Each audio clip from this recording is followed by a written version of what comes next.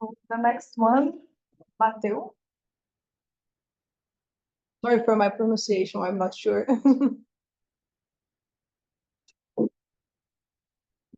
Well.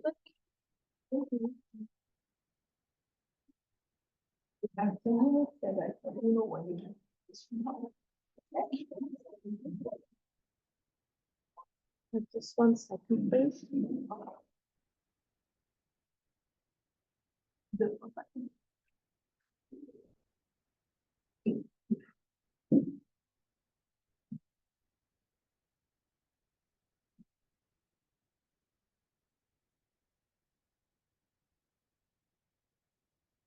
Want to sit here so you can click yourself, Oh, because yes, I think you.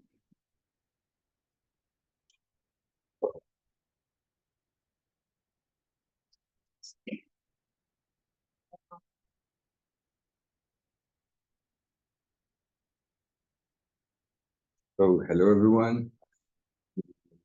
Alliance Biodiversity and CIAT at the PGR Centers. I work in the Tropical Forages group I'm an anthropologist, so I'm also from the social sciences background. And I work with the Gender Equality and Social Inclusion team. So my presentation today is for the cattle farming on conflict and climate change, possibilities and limitations in a case study in the Colombian Amazon. Okay. Oh, sorry. Okay, thank you. So, it's not this one. It's the previous one. Can I go back? this is the first one. No.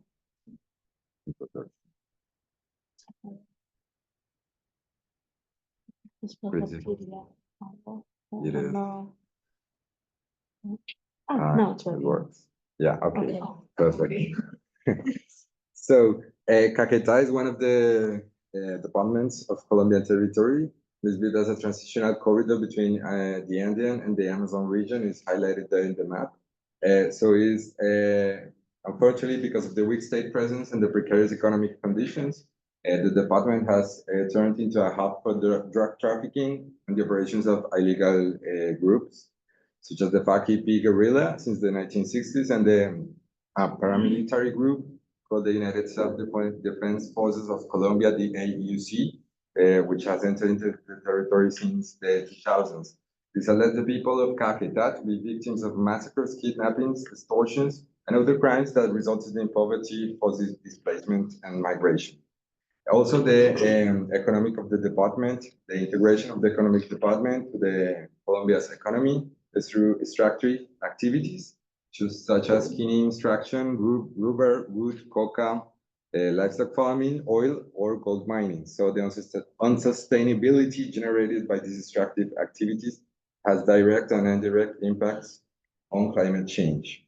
The aim of this study is to, as part of the Livestock and Climate CGR's initiative, the aim to understand the relationship between traditional livestock practices, the effects on climate change, and the willingness of livestock producers across various territories to adopt sustainable practices and technologies.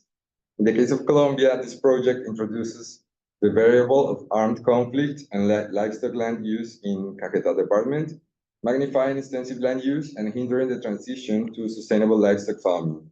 The primary interest of the study is to understand this relationship, along with the implications arising from conflict dynamics in livestock farming from different members of producer families in the Caquetá department. So it explores how these circumstances affect producers' capacity to adapt and mitigate the effects of climate change. The project has implemented different strategies as water harvesting, livestock aqueducts, mixed forage banks, food security projects. However, it's essential to remember that the transition to sustainable livestock is not only a matter for the producer, but also involving the family, the social context, the market, and of course, the level of trust, security, or insecurity in the conflict scenario where the process unfolds.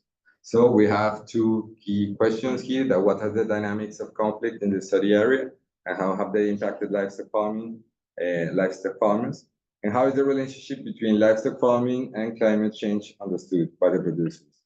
In the materials and methods, we did a qualitative methodology focused on workshops, focus groups, and interviews with 32 families, livestock families in the municipality of Puerto Rico, which is from the Caquetá department. And it is within a program which is called Territorial Development with a Territorial Focus.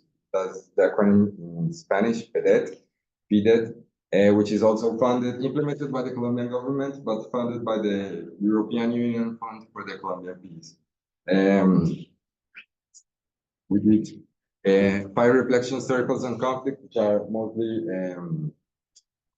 discussion groups, 10 complementary interviews. So for the results and the discussions, there's a map where the information and the data were processed through the Atlas TI system program for social analysis data. And these are the main actors that are involved in this scenario.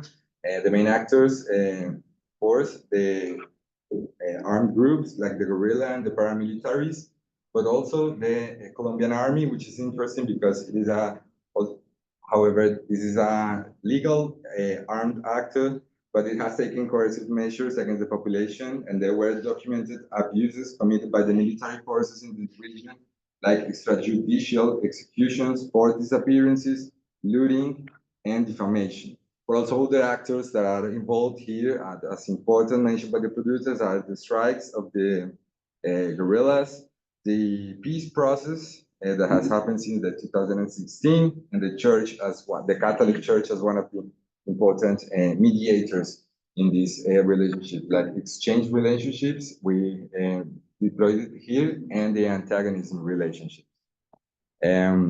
So the perceptions of the impact of the conflict on livestock farming, we divided here in different topics. So in the conflict uncertainty, it is important to mention that the cattle roasting or livestock theft, the extortions, the kidnapping of the farmers, and the population displacement were the primary crimes. Ranchers, their farms, animals, and productive activities were configured as a war booty from which armed actors could obtain funding. Since it really increased since the 1990s, where the conflict between the army, the guerrilla, and the paramilitary groups expanded.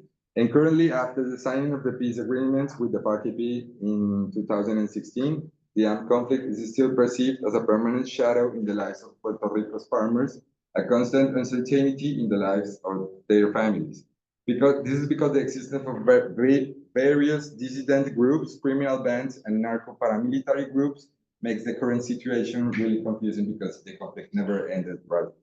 As long as the production costs, one of the main problems directly faced by livestock families are related to roadblocks, which difficult the transport of milk, cheese, or livestock, and the destruction of public infrastructure, like bridges or roads. The restrictions on mobility of people and inputs cause the prices of these inputs to rise, increasing the direct costs of livestock production. In the food security topic, the blocking of these access routes to supply centers prevent the population to go to where the people can acquire the groceries or their needs. So this can lead to shortage, scarcity, price increases, and hunger. If a family finally manages to reach the town to buy what they need, they face other challenges. The cash that livestock farmers have earned from selling milk or cheese. So with no transportation, they cannot sell and lack cash to buy food. Even if the producer has money, there might be nothing to buy because no food enters to the town. And third, the few mini markets with supplies unjustly raise prices, having a monopoly on the supply. And the dairy production, milking as a daily activity is the most affected by mobility restrictions. So the conditions in which producers find themselves, especially small producers living in remote areas with limited access, mean that they must bear the additional costs arising from unforeseen circumstances. The sale of fresh milk is reserved for farms near access roads or urban centers with investments in refrigeration tanks. On the other hand, small and medium-sized livestock farmers in remote areas must focus on selling salted cheese.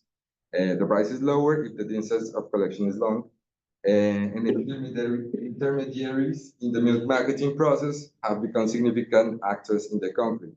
Nestlé was working in the area since 1975, but it was expulsed by the conflict, the armed conflict by the guerrilla. So in the 2007. So it has led to different spaces of cooperatives, small to medium cooperatives. So this is what like the current scenario, right? So the interview is mentioning that the price of milk per liter continues to decrease, paralleling the trend in cheese prices. It is important to say in this topic that according to some economies, the events directly affect the marketing and sale capacity of products are perceived as additional costs to agricultural production. However, this perspective ignores the existence of a plurality of actors within livestock farming in Colombia, where different interests converge, involving small, medium, and large producers. Previous observations have determined that this economic logic of yields prevails, especially among actors with profitable livestock or a cutting livestock system. They decrease the investment in livestock farming when episodes of violence intensify, since the risk of losing what is invested high. They have asserted, the study that I'm talking about, that in context of armed conflict, the perceived risk of land dispossession reduces the trust and sense of security among producers. To minimize losses, they may exploit the land below its potential. So this can be a strategy of not showing off and maintaining a low profile to avoid extortion and theft by the illegal armed forces. So it is interesting to see that this strategy of maintaining a low profile is a way not only to avoid economic extortion, but also to reduce the chances of losing land and what that entails. The discussion is not aimed at denying the economic rationality of the producer, but rather introducing other biases to avoid reductionism and consider aspects beyond the economic realm.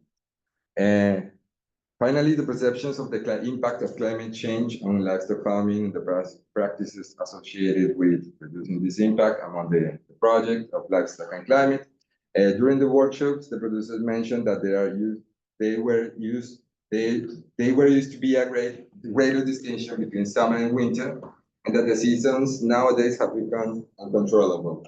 There is a perceived increase in extreme events, both in the dry season and the rainy season, even if they don't have formal information about climate trends in the territory. In the summer, there is a decrease in water availability for the animals, as well as a reduction in grass growth. And this implies that animals experience heat stress and may have episodes of diarrhea from drinking stagnant or hot water, or they may develop lameness due to hoof infections. In the winter, in terms of pasture damage, this season causes weeds to grow rapidly, and due to the soil, there are waterlogged conditions, coupled with the pastures being susceptible to a type of productive load. In terms of animal impact, winter increases the chances of mastitis, foot and mouth disease, and lameness in cows and calves. There is also a higher presence of flies on the cows. So regarding the perceptions of reducing the impact of livestock and climate change to this project, the producers mentioned a generalized change, especially due to trees for shade and cattle comfort, soil oxygenation, and soil decompaction. Optimization of cattle feed and a reduction in the distances cattle must travel to drink water are also mentioned, impacting the prevention of damage to water sources by cattle. In terms of pastures, the establishment of pasture strips reduces soil compaction, promotes faster grass growth, and consequently, cows produce more milk. It is mentioned that the implementation of these technologies should align with the needs of each territory and farm, as not everyone requires the same. Producers say in the water harvesters, it will be important to also provide an electric pump or motor pump for farms without electricity, as well as hoses and a grass chopper for cut grass. Regarding food security plant practices, they also said that although the idea is good, cassava and plantains do not thrive in that area, which is also was one of the different crops introduced, or the delivered seeds were of poor quality. So the same is said about the planted trees, which have died or are small in many cases, and they will have preferred them to be timber trees. And this is important because it shows how it's not one size not fits all, right? Like we have discussed in different scenarios here. So the final considerations, half time. The way traditional livestock systems in Caquetá are established makes small livestock systems more vulnerable to climate change and extreme weather events with few adaptability strategies to external threats. This adaptability depends on the availability of different types of capital, whether natural, physical, social, or human capital. Despite the awareness of the need to adopt more sustainable production systems, there are still other variables working against small producers. They are at the mercy of traders who dictate quality and production conditions and monopolize the price paid for milk and cheese. They are burdened by the rising cost of inputs, jeopardizing remittances and family sustainability. Land tenure problem in Colombia, but also in Latin America, also adds to the challenges, potentially affecting the long-term adoption of alternative production systems. In other words, the interviewed small producers find themselves immersed in what authors have referred to as an agricultural squeeze, where they are forced to sustain the mechanization of agricultural production for intensification. However, lacking the reproductive capital to do so, they are pushed into bankruptcy and displaced for their livelihoods. This situation is compounded by the presence in contexts of armed conflict, education, past events, and prospects are affected by the uncertainty and fear of displacement or involvement in other violent situations. In such contexts, it is important to consider climate change adaptation as a multifaceted situation, highlighting the interconnections between livelihood strategies, capital, and various stressors, and incorporating this understanding into the planning of strategies, technologies, and techniques tailored to their needs. Thank you very much. Thank you.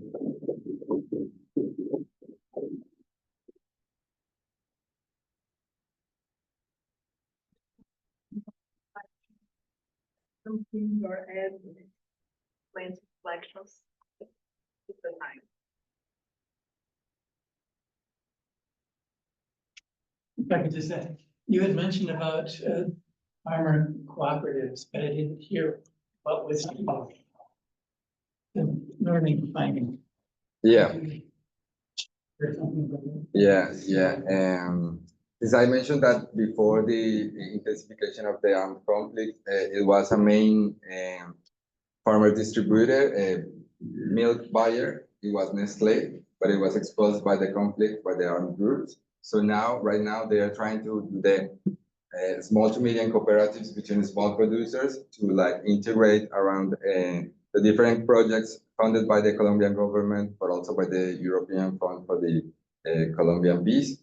And they're trying to articulate to medium to small producers to produce more milk and more cheese, and they can have better incomes for the sale of the milk and the cheese. Because if they work alone or in the small producers systems, they could not have a lot of profits, right? But they're trying to integrate into the cooperative systems so they can have more profits for the sale of milk and cheese. So thank you so much.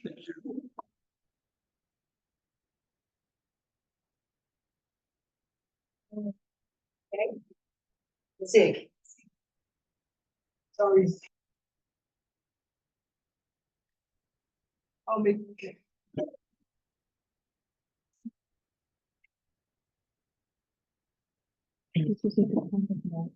Okay. I was just checking again if I did pick up on those here or not.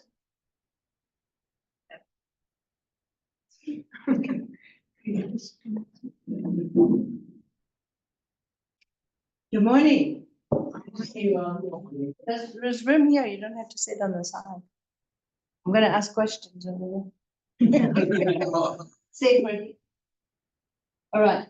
So my name is Sig Snap, but this is an effort of many people, as always. And in fact, I'm realizing that, Ava Welsing actually brought some of these ideas up. It's a little embarrassing because I think we thought we reinvented them recently, but I now remember we called some meetings, discussions we had, and with Fred here, many years ago. So it all goes circles around, right? So it's all good to see you all, to be here and talking about, usually I talk about transdisciplinary economists. I'm usually introduced as a social scientist, but I'm a soil scientist. And now we're gonna get down to really concrete, just soils and breathing, but you'll see people will sneak their way in anyways. So obviously, we know the flooding, people said it was just raining all in May here, and then it was hot, and now it's cold again. So we have these extreme climate issues to deal with everywhere, farmers more than anyone, right? And droughts as well. But often what's forgotten is there's also a big change going on. Most breeding was done when things were a bit more calm weather-wise, but also perhaps, and I myself have resisted this narrative that the soils are degrading everywhere on the planet, but I think this slow push of soil carbon getting worse, soil health going down, I think it is happening someplace. If you keep growing, especially maize and wheat and rice, they are all good at collecting nitrogen, and then carbon gets lost. So we see that we have a problem of also degradation that sometimes is not thought about in terms of compounding issues of extreme climate. We have market dynamics too that perhaps can help us sometimes. Breeders have these wonderful ways now to look at all these traits, but what traits should they be? Can they actually understand how crops can do better on poor soils without perhaps always growing them on poor soils, right? Or sometimes they breed them mostly on research stations, as we'll talk about. We have had successes with drought-tolerant maize in Malawi, drought-tolerant sorghums in Mali.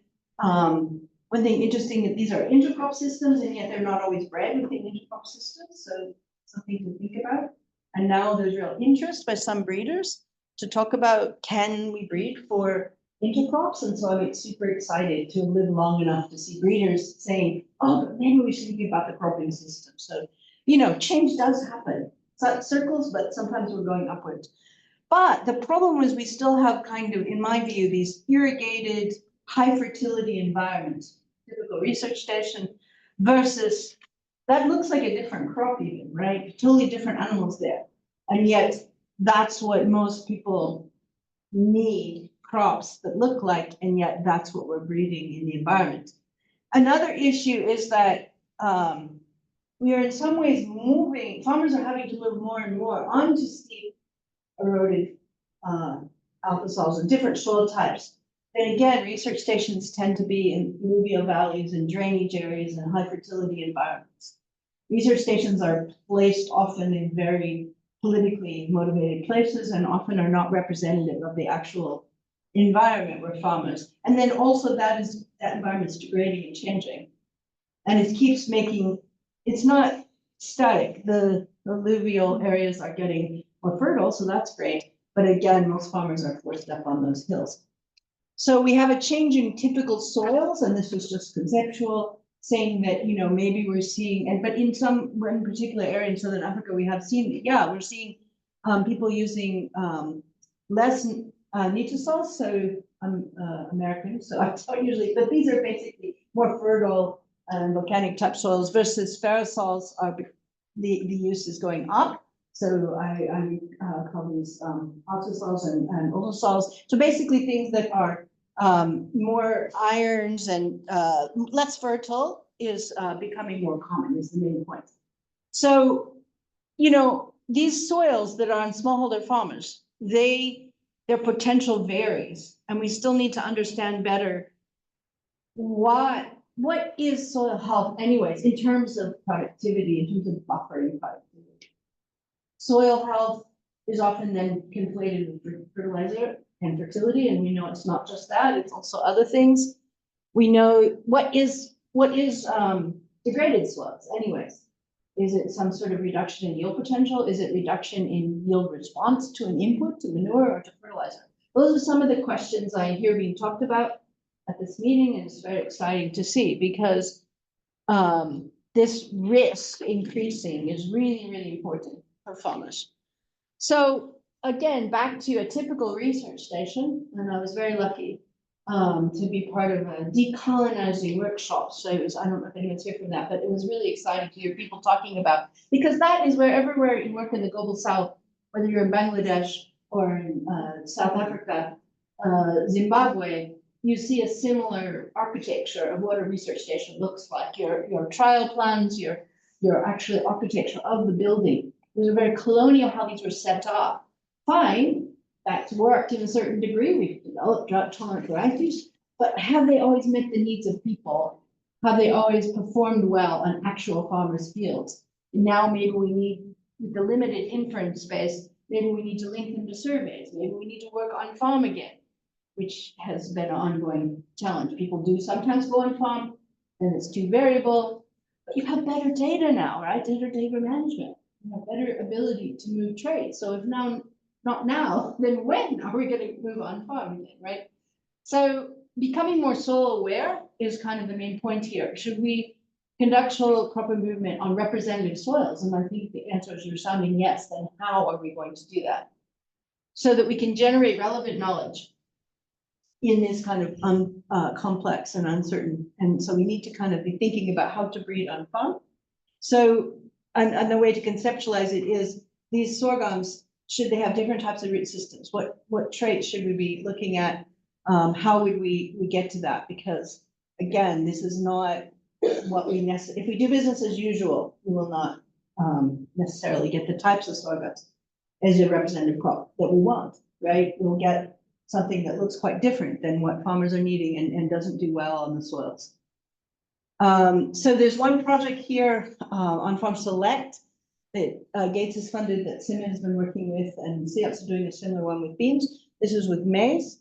And what's really exciting is this isn't just on farm at the very end where farmers get to choose, you know, Coca-Cola or Pepsi, right? They get given on-farm trials where they're given variety A or variety B to choose.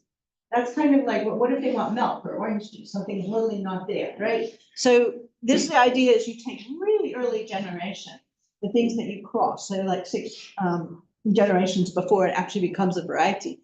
And so farmers are starting to get to see material that the lines before they're actually becoming varieties, right? And have ability to give some voice into what is, and also it's being tried on their soil types, right? So, and then you're also using detailed information about soils.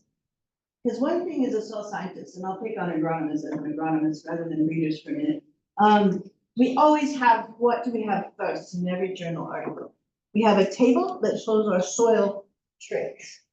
Soil pH, soil organic matter at this site or at the multiple sites. But do we use that to interpret the data?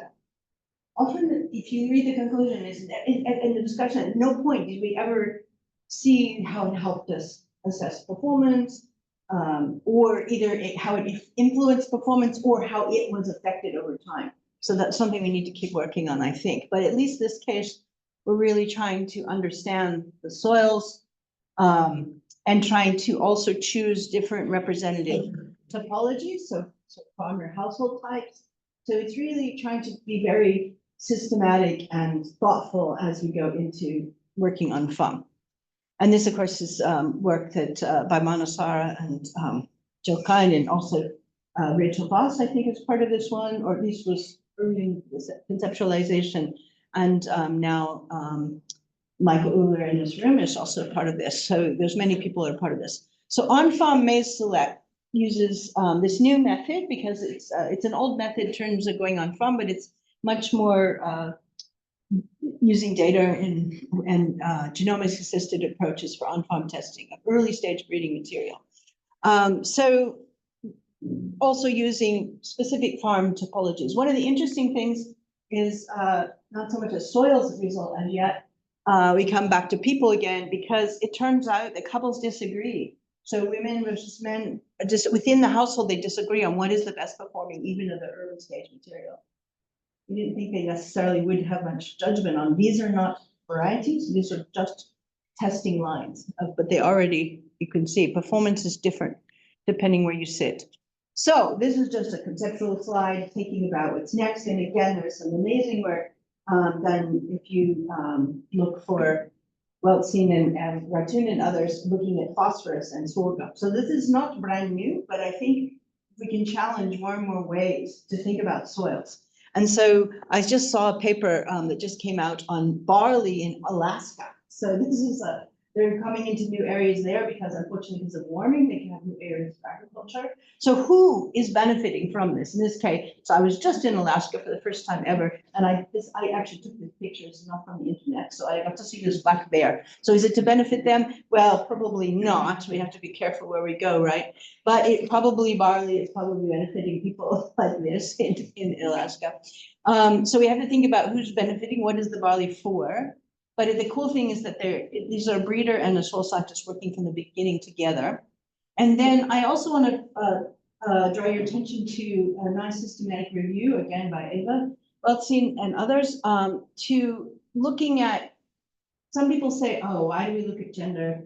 Why do we look at soils in terms of, it's just too confusing. In this village, when we want this, and this village, its soils are like that. It's just too complicated. But in fact, there's systematic trends that we can derive meaning out of this complexity. And one of the areas is that women often are looking for crops that tolerate poor soils. So why do you think that is? And I know I was part of a study in Mali and a study in Malawi, and I know why this is. Because which fields they get are not random.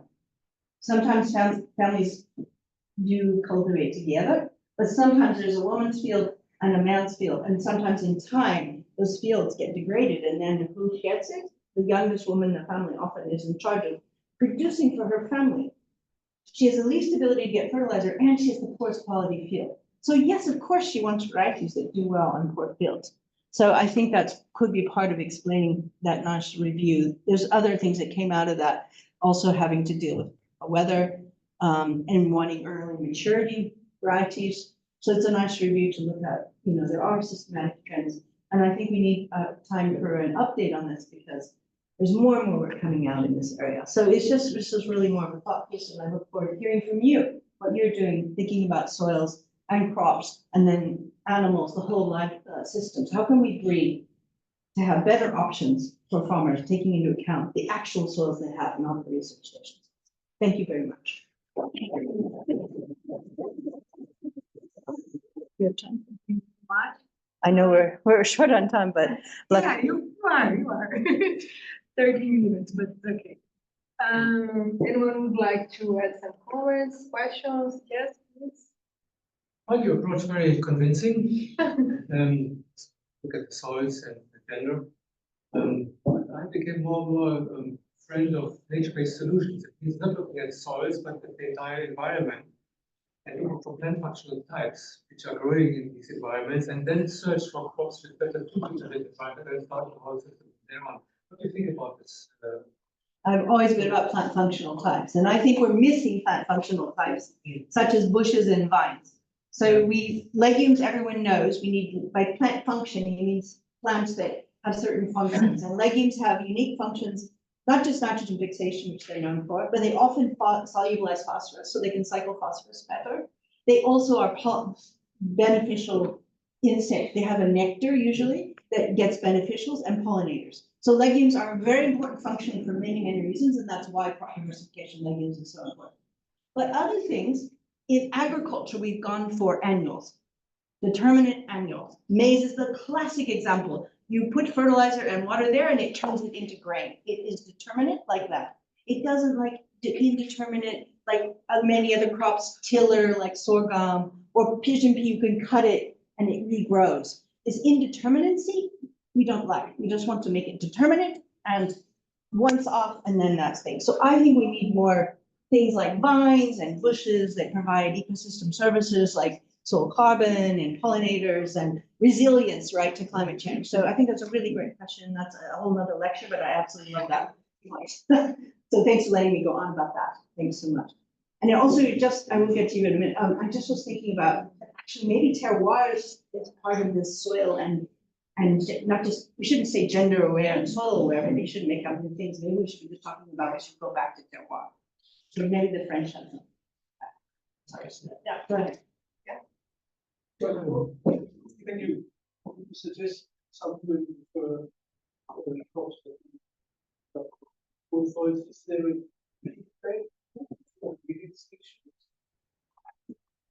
Not particular. Do you want to say, are readers starting to be aware of this? Well, there's some readers. The one big difficulty of trying to do this work has been discussing with decision makers on why this is important. Because people immediately, as you say, I'm testing varieties without fertilizer, implying that you're recommending not to. So these were the questions that we got most often when we decided that it's important to test certain varieties of phosphorus application. You cannot be doing this because you're recommending not to. Even though nobody is using phosphorus in that particular environment, so. And actually what we found in working with farmers, it's absolutely essential that a variety produces without phosphorus because that's the normal. But if the farmers realize that the new variety is better without phosphorus, they're actually more inclined to put phosphorus. So it's actually triggering the reverse, yeah. But a lot of the decision makers, whereas farmers who are testing new varieties that require phosphorus realize when they grow it without phosphorus, they're worse off than with their own variety. So they will not buy the seed, and that way they will also not benefit. Oh, we have more two questions. Oh, is there time for that? Because the next talk is in. Yeah, we have time, yeah, exactly. So we can use this a little bit, there's two questions, and we have in the end, like, tomorrow. Okay. Thank you so much for the presentation. I feel what we started 3 decades ago is becoming more and more relevant for us right now, especially in India when we have certain projects where we are doing some plant breeding efforts. We have significantly found it difficult to maintain these on-farm trials, and you need farmers' intervention, you need to have their motivation in line before we even start thinking about it. What has been your challenges and learnings over the last 3 decades when on-farm trials are given? Sometimes it's really hard to get the data without them. What other challenges you face and how we should deal with that? 3 decades, so, yeah, I think one of the things we need to think about is what data are we extracting, like, often it is hard to get yield data, but is that what we should be doing? Maybe we should be asking, and you can competition with farmers. And there are ways, in fact, we're trying, even in a war zone, like it's done, to have farmers to be able to call voice activated, they can give you a message. So there's actually, we can give agency, we can try and get information from farmers and get them to have a voice in which practice they see, not even in trial conditions, but even when seeds are given. Right, so we can also, I know Ava and others have done work where they actually give them early generation material and then promote them to do their own breeding and then see what they do. So I think if we think more carefully about what are we trying to get with working with farmers, then we can get lots of information. But we often try to have them analyze soils and analyze it for us, and that is harder, I agree. But you can do also systematic surveys like the LPAS that Cornell and the McDonald and others are doing, in this case of the big yield cuts. I think we need to do much more getting out there, and we can do that many ways these days, and we can learn a lot that way. In the past, I think we would sometimes just use a few villages and really interact a lot with them, and I'm not sure that is really good for anthropology studies, but more epidemiological approaches, I think, are real value to make sure we're, again, having scope, having inference zones that are bigger.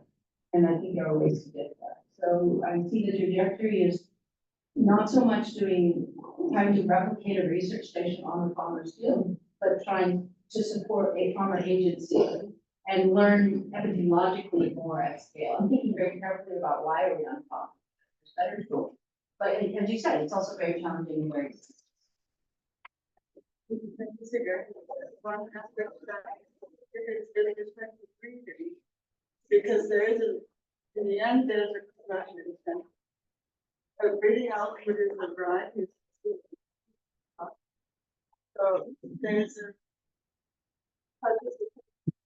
breeding can reside very directly in a enterprise on the farmer's product. So look at the how to generate generate benefits for the farmer. So it has to be in there and get the results and deliver it. Yeah, because you should be taking the time to forest farmers. These are some of the worst people on the planet without making sure they're getting. And that's where we are exploring alternate seed systems, because farmer seed system makes it really difficult how to deal with farmers' varieties and then whatever has been bred on farmers' feed. It's an opportunity. Yeah, it's really tricky. We have the last one, question? No? Okay, so be compacted. Okay, I'll be compacted. Sure, it was interesting hearing about the farmer engagement side, but I'm also thinking about the sort of institutional change that has to come along with these sort of theoretical changes in how we create breeding. And I'm curious, I mean, it's so encouraging to hear that intercropping is actually being brought into breeding practices now. Can you talk a little bit about your experiences at Summit in terms of finding entry points for working with breeding teams on these new ways of testing really? Yes, I think that I didn't ever think I'd see this in my lifetime, but I do think that there's the pipeline approach where they segmented out breeders and they have this one called market intelligence, as you know, and product profiles. So there's that entry point, which is part of we have this product profile of crops growing an intercrop. So it's a very kind of a very vertical approach, but it is a way that social economists and it can get quantified saying you were, without thinking about it, breeding for crop varieties for sale, but maybe there's other product profiles like for being able to store and taste well and so on. That's one way. But I also think that I'm still learning about this, that the seed system strengthening work that Ava and others have been advocating for is really more and variety development by farmers. It's a more circular approach, I would call it, is also important. So I think that there may be two entryways that I know of, and I look forward to hearing about it. Oh, thank you so much. I feel bad to put the discussion, we can return in the last. How have. Just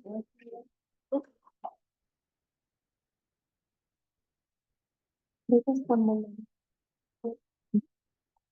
What can you think of it?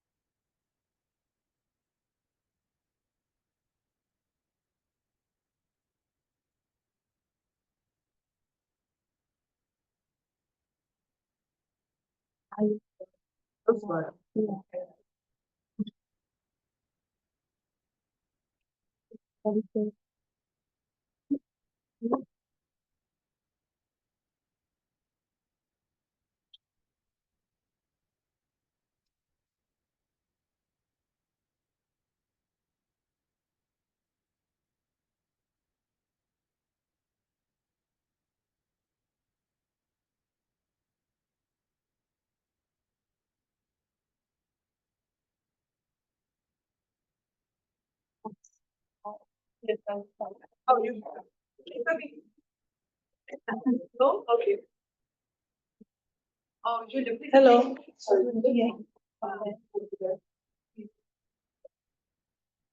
Yeah, thanks to have your attention again after the very interesting discussions take further So I'll be taking you guys to Togo, and this is part of my PhD project funded by the FII partners. We're able to have Dr. Badani here with us. Okay, so we are basically looking at climate smart agriculture, and we are looking at where smallholder farmers come into play with this. So just like a rundown, we introduce what the project is all about, so our objectives. We talk about the study area, methods, results, and conclusions. So very simple. And to the right, we have some field pictures that we're taking of practices, which are climate smart, of course, in our study area. So first, what is climate smart agriculture? So it's basically agriculture that takes into consideration three components of food productivity, adaptation, and mitigation. And there's been so much discussions with this definition of climate smart agriculture, particularly in developing countries where some scientists think having this balance for climate smart agriculture would be putting the burden of mitigation on the world's poorest farmers in the case of sub-Saharan Africa, who contributed very little to the problem of climate change. However, they are victims, so something needs to be done. In the adoption of climate smart agriculture, we see in many African governments in their food, in their agricultural policies, there's a lot of climate smart agriculture future in many policy documents. But I want to differentiate between the concept and the practices, and also having in mind that the adoption of climate smart agriculture is really context and location specific. So something, it's not like a one size fitting all for all locations. In the case of Togo, we have the realities where the farmers are more comfortable in using traditional climate smart practices. And on the other hand, intervention projects from the government and NGOs are mainly promoting innovative climate smart agricultural practices. So the terminologies I would like to explain a little bit. Traditional climate smart agriculture practices are things like agroforestry, things that have been there from time immemorial with agriculture. Some people use the term indigenous practices, but I prefer traditional. And what we term here innovative are the new things which are coming, new things which are being introduced to this population. So we'll look a little bit into both of them and try to get some insights of the realities. So for our study, we came up with this portfolio of practices and we grouped them under 5 groups of soil management, water management, livestock management, agroforestry, and crop production. Maybe the grouping some practices might find themselves in different groups depending on how you're looking at it. For the ease of data collection, we decided to do it this way. And of course, we got these practices from the Climate Smart Source Book and also through field testing. So to understand what farmers have known, what has been promoted in the area for a long time. So basically with this background, the main objective is for us to compare the technical efficiency of farmers who use traditional practices, traditional climate smart practices versus those who are using the innovative climate smart practices. And the whole rationale behind this is because, like Six said, the breeders are breeding new species and there are supposed to be, helping with climate change, and it's in mind for smallholder farmers, poor farmers, and things like that. But the reality is, like I said, these are, when it's looked only from an agronomic point of view, it doesn't cover the whole picture. The socioeconomic characteristics of the farmers when they have to adopt these practices play a very vital role. So that's why we want to compare these two. And also in our case, this is an area, like I said, the farmers already rely on their traditional practices. They feel comfortable with that while the government is proposing something else. So we have two main objectives. The first one is like a two-in-one. We'll first like to identify the knowledge sources and the drivers of this adoption. And secondly, we are going to compare the technical technical efficiency with both practices. And our study area is in northern Togo, in the Kozab prefecture. So this is, as you can see, Togo is a tiny country in West Africa, and the Kozab prefecture is located in the transition area. But of course, why this area? We preferred, or we chose this area because many or most of the agricultural interventions taking place in Togo always focus here. So we needed a location where there is so much going on, where there is a lot of activities from both the government and the non-governmental organizations. But interestingly, during before I'm going on field, there was a lot of literature and work being done here. So many projects, also GIZ is heavily present there. But the situation of the farmer, the reality was a little bit disappointing because despite all of that, the livelihood situation of the farmer wasn't getting any better. So yeah, the Kozab prefecture has about 283,000 inhabitants, and the temperature is Sudanian ranging with temperatures between 39, but I think it's more because I was there sometime in January and I felt like it was 50. Yeah. So the soils are really difficult to exploit because this is a mountainous area and there are a lot of stones. So maybe if you have a little recall on our portfolio of practices, we saw stone bonds, something which is really interesting in this area.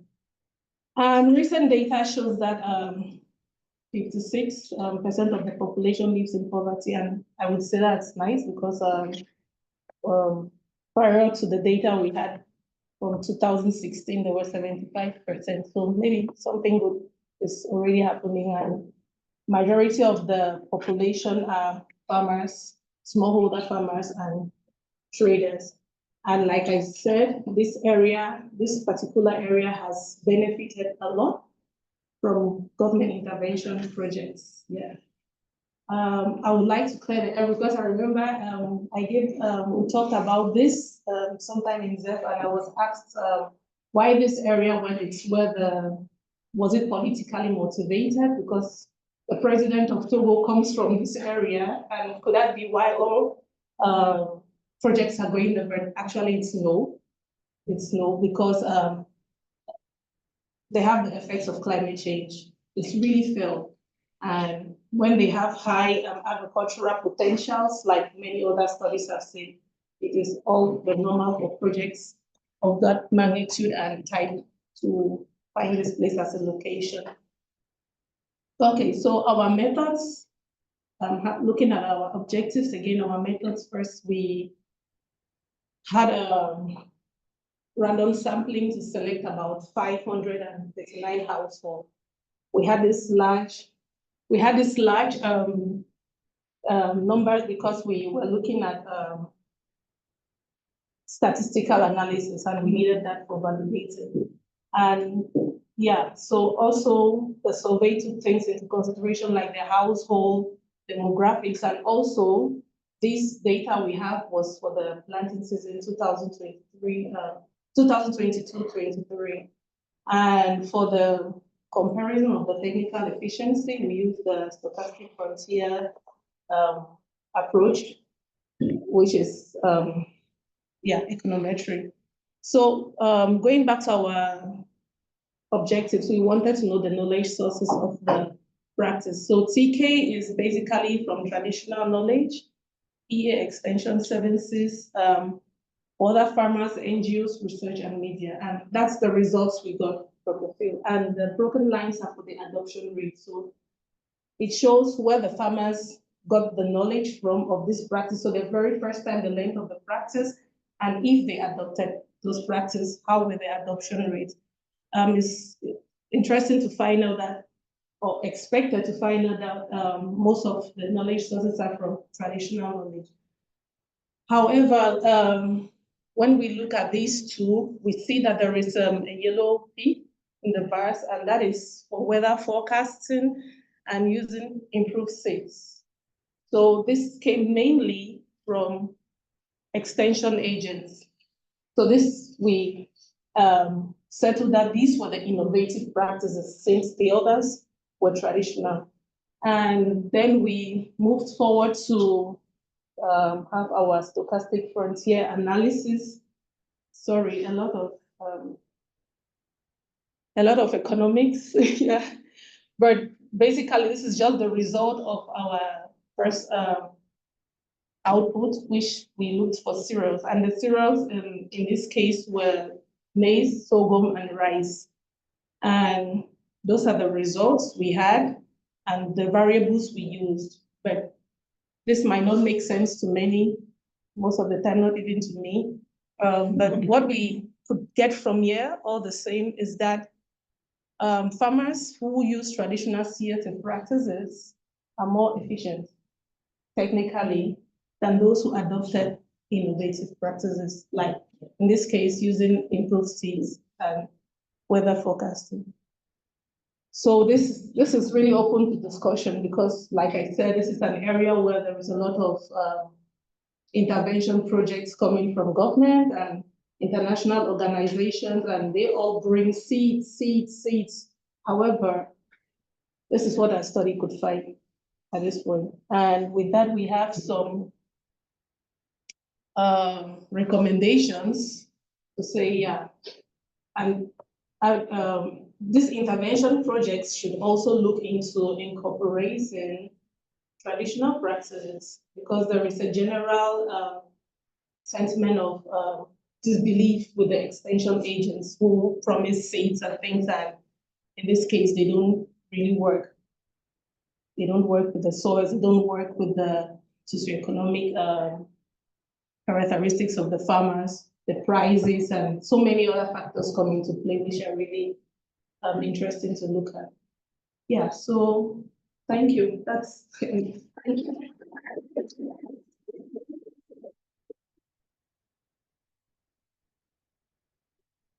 The question? I don't know if that's first, but yeah. And do you have any idea why this new system worked? Because they were not suitable for the region, or because farmers were not educated enough? In the case of the seeds, from the data, because we also collected data and had focus group discussions, the farmers talked of the price, for one, and the fact that the seeds cannot be used in isolation. So they must go together with fertilizers. So at the end of the day, it becomes very costly for them. And those who use, because at least in our studies, we see that they have like a third of the farmers used the seed. However, said using improved seeds were like gambling. Yeah, you could either gain so much or lose everything.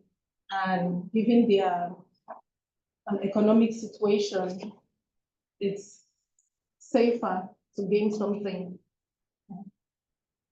My question was also in the same direction, like maybe efficiency issue may be due to the input mix, which is not Yeah. well understood, but also I would like to ask if you consider maybe the presence of unobserved factors that could this also affect efficiency, because some farmers' skills definitely may also come into play, and therefore the seed may be able to use efficiency because the farmer don't master or the lack of know-how may also come in place. So putting the dream of Yeah. efficiency only on the seed alone may be biased. Oh, no, we look at, as you rightly said, we looked at inputs and outputs. So for the outputs, unfortunately, it's yield driven, yeah. And for the inputs, it's also kind of like monetized. So how much do you spend on seeds? How much do you spend on labor? How much do you spend on fertilizers and things like that? So it's this balance. So it answers a question again. It's when you look at it from a financial point of view, it's not efficient for the farmers to put in that much and get back so little. Yes. Thank you for your nice presentation. I was not able to distinguish traditional climate smart agricultural practices. And the new, I was not really able to. Okay. So that seemed us. I was not able to. All right. Yeah, okay, so like I said, we had a portfolio of practices in total 28. And in our survey, we asked farmers where they learned this practice for the very first time. So like taking organic fertilizer as an example, the majority of the farmers said they learned the use of organic fertilizer for the very first time from traditional knowledge. And what is traditional knowledge? It was knowledge which was passed down from generations. Yeah, it could be from the family or other learning from other farmers. So that's how we looked at what was traditional practice. And we know in these communities, there's a lot of farmer to farmer learning. So to a certain extent, sources like from other farmers will still count as traditional. But now on the other part, those farmers who said that the very first time they learned a practice was from the extension agents, were from NGOs, because these are the organizations bringing in new practices. And as part of our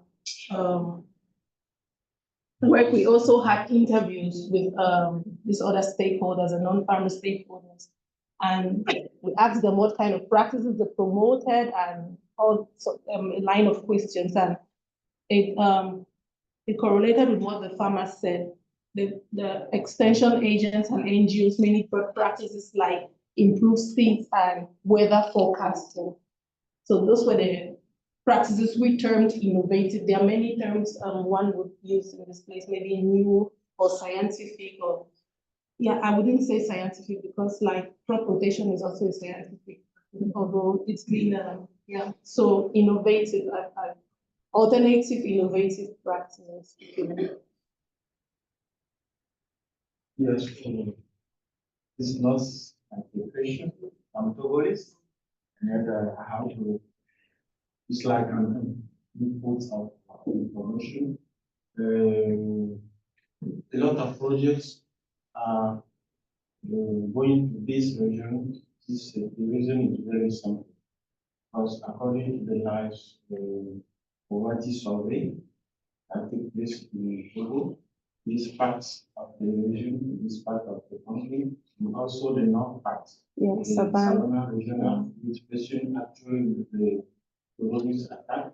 These two parts are identified as the most poor region. Forest regions. And then a lot of projects are oriented to this going to likely more resolve some problem like cultural problem and also forest resources. This is the main. If I may, are you Kabir? No, I'm not. Okay, then it's not political. Thank you. Thank Yes. you for your presentation. what would be your recommendations based on your actual results for the government in Togo? No more experiments, no more modern climate smart agriculture, No. support traditional methods. What are your recommendations? Okay, they are twofold to begin with. There's a lot of distrust between farmers and the extension agents because, like, if I'm a farmer, you tell me this thing works, I trust you, I try, it doesn't work, then distrust is built. So I would recommend that these extension agents also help farmers in implementing the traditional practices they know. I will take intercropping for instance. We found on field that most farmers were intercropping maize and sorghum.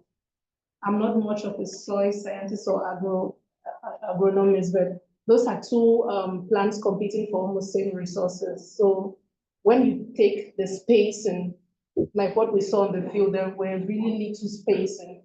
So it's normal that somebody will say, oh, I adopted a climate smart practice intercropping and then I had really low yield.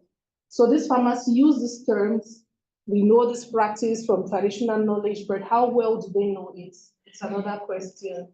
So I would recommend that the intervention projects also include traditional practices, first as to gain trust and then to teach farmers how to properly use them, and then they introduce the innovative practices they're bringing in.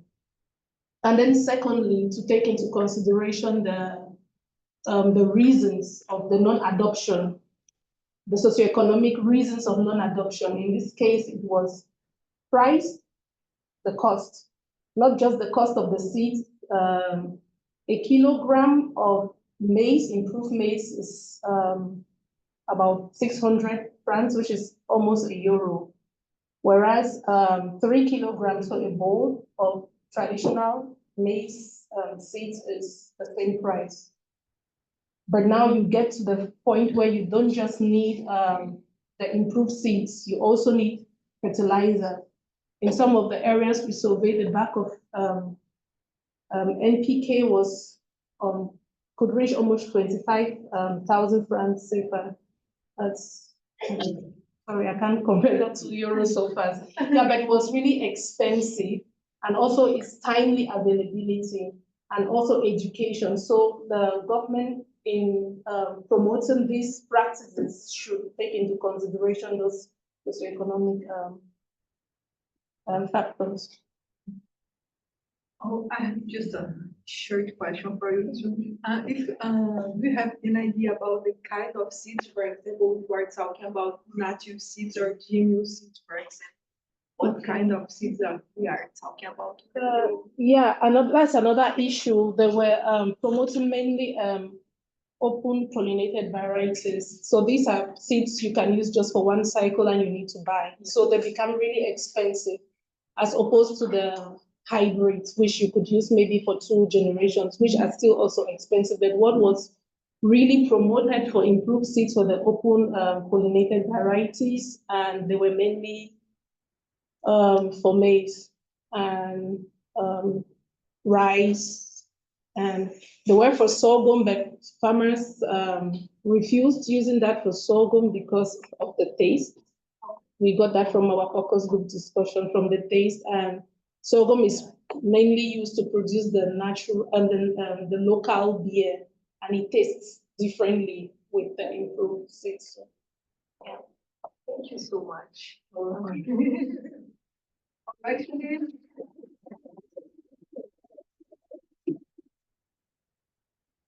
everyone, thank you. More 5 minutes. If anyone would like to add something, to share some reflection or speak like that, more. You are happy, I don't know. So thank you so much for this session.